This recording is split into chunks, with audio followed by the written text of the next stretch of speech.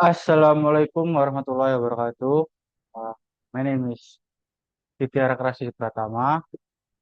Today, I would like to present to you the procedure of English material development. For my student number is last three digits. My student number is 127.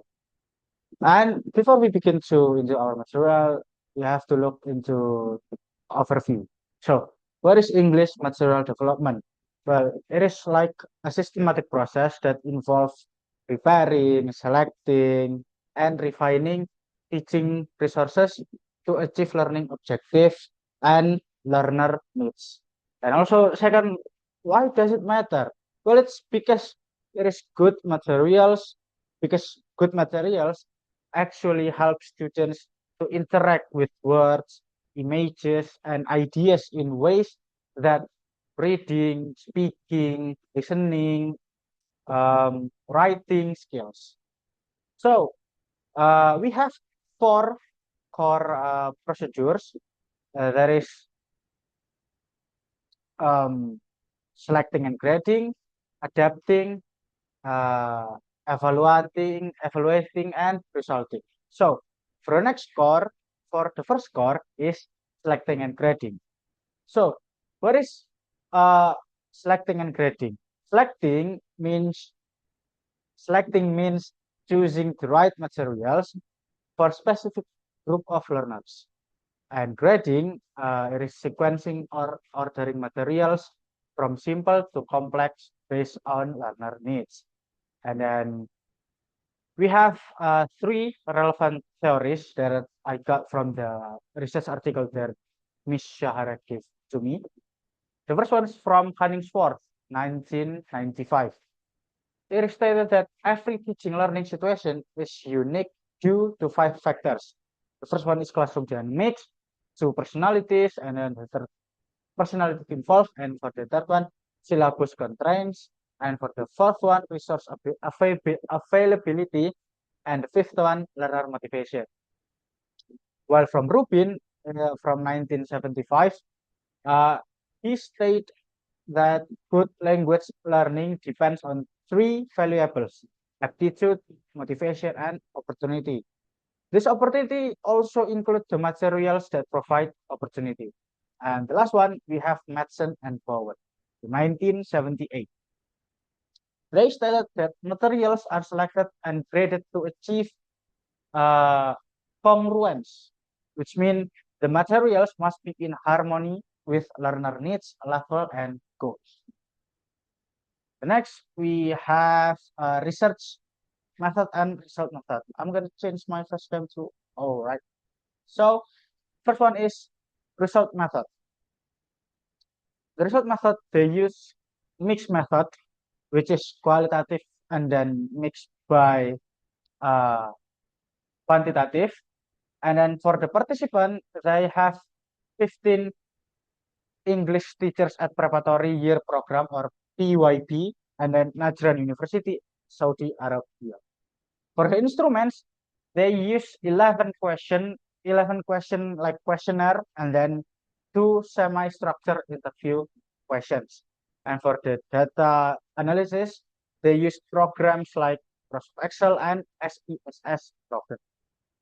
For the result, uh, it shows that 80.7% students need English to study abroad, and in 80% they use it for general objective, which means they use English effectively in EFL studios. And then for the 46%, the materials were not appropriately selected and graded per learner needs. And then we have also 40%, which is lessons and exercises were not useful as per learner needs. And then the next one is 92%. For the 92%, they confirm that inconsistencies existed in level 2 English materials. For the 80%, uh, teachers were only sometimes involved in selecting materials.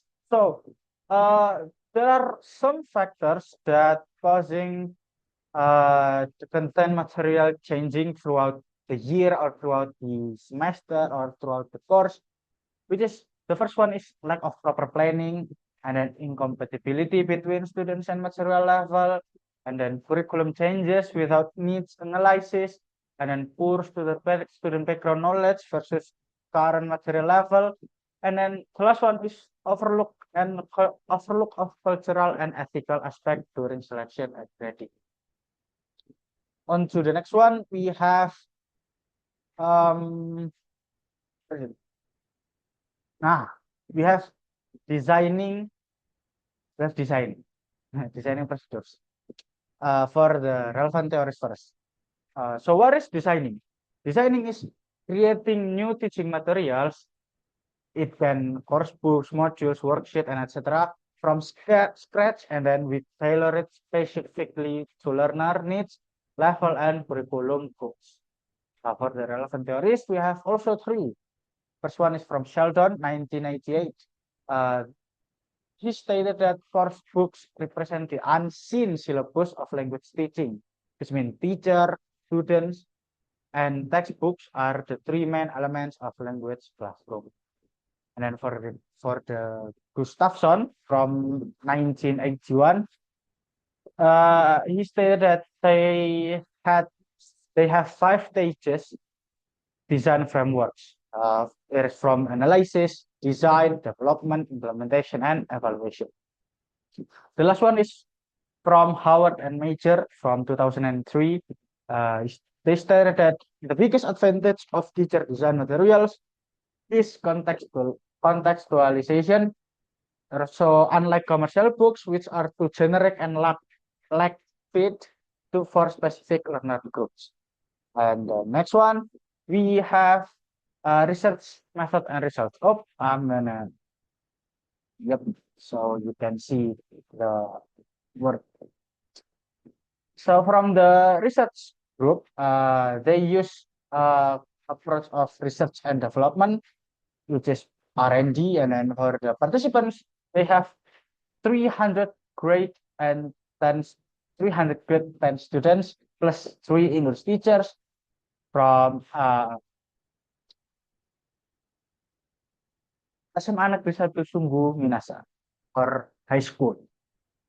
It is from Goa, Indonesia. And then from the sampling, total sampling is all 300 students and 3 teachers included. For the instrument that they use is net analysis questionnaire, which means they measure student self-perception, prior knowledge, and learning expectation. And for the curriculum reference, they use 2013 Indonesian curriculum with local content materials. And for the result, surprisingly, the material failed to meet student needs, and then the material did not match the school's content standards, and students had low English proficiency caused by irrelevant course book. On to the next procedure, we have adapting. Oh, where is it? It's not. Oh, where is it? Ah, there you go. The next procedure we have adapting, which is modifying or adjusting existing teaching materials to better fit the needs, level, and context of specific learner. It is taken from what we know about the previous procedure. And we have 2 relevant theories, which is from, first one is from Tomlinson, 2011. He stated that the adaptation process includes 5 techniques, which is reducing, reducing, adding, deleting, changing, and supplementing existing materials. And from Mishan and Timis from 2015, they stated that material adaptation should prioritize learner needs, not teachers' personal preferences. And then for the next one, which is the research methods and result. What is it? Theory. For the research method, they use what is it? They use the approach that they use is qualitative case study. And then for the setting, they use senior high school, Banda Aceh, Indonesia. And for the participant, there is only one senior EFL teacher. Of course, it's from the main subject of study. And then from the data that they collect, they use document analysis, classroom observation, and kind of interview with the teacher. And for the result, they get um, that adding new material to support learning through multiple modalities. For example, like visual, audio, written, so that the students can understand more easily to the materials that the teacher gives. And then the modifying existing resources to make them more relevant and engaging. Sometimes the students, uh, kind of doesn't care about the material that the teacher gives. So it is not like it is hard, but they find it is boring the class that they join because the teacher doesn't engage with the students so much, and they haven't done a lot of conversation or interaction between the teacher and students, so that they have uh, more engaging and more active classroom. So into the next procedures, we have evaluating. So what is evaluating? Evaluating is systematically assessing whether teaching materials are effective, appropriate, relevant, and culturally suitable for learners. We have four relevant theories, which is the first one is Cortasian Gene. They stated that EFL materials act as a cultural mirror, which means they should reflect cultural content that helps learner develop intercultural awareness and understanding. I'm gonna say to you two of them because to short the short the video. So the next one we have Cunningsworth. He stated that three reasons for evaluation, which means the first one is to select or adopt new course books, and then to identify strengths and weaknesses of existing materials, and then the last one to support teacher development and professional growth. For the third and the fourth, we have Aptekin and Kilikaya. Sorry if I present it. I'm sorry if I pronounce it wrong. I don't know how to pronounce the name. And next one, we have the research method and results. There you go. I'm gonna, oh, right here. Yeah. So for the research method, they use mixed method, which is online questionnaire and then semi structured interviews. And for the participants, they have 68 Indonesian EFL teachers from 68 different public senior high schools across Indonesia. And then for the sampling, um, they use convenience sampling. And then for the textbook evaluated, they evaluate buku bahasa Inggris for grade 12. So uh, they endorsed by Indonesian Ministry of Education and Culture.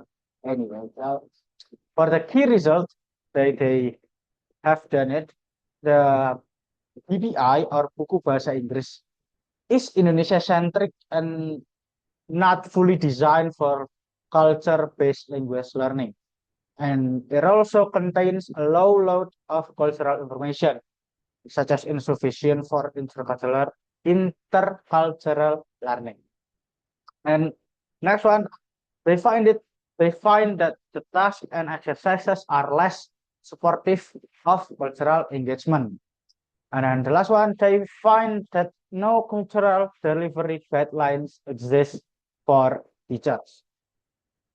And that's it. That's for my presentation to the English material development procedures. I hope you find it easy to understand. And I'm sorry if there are mistakes that during my presentation. I think that's it. So thank you. Bye bye.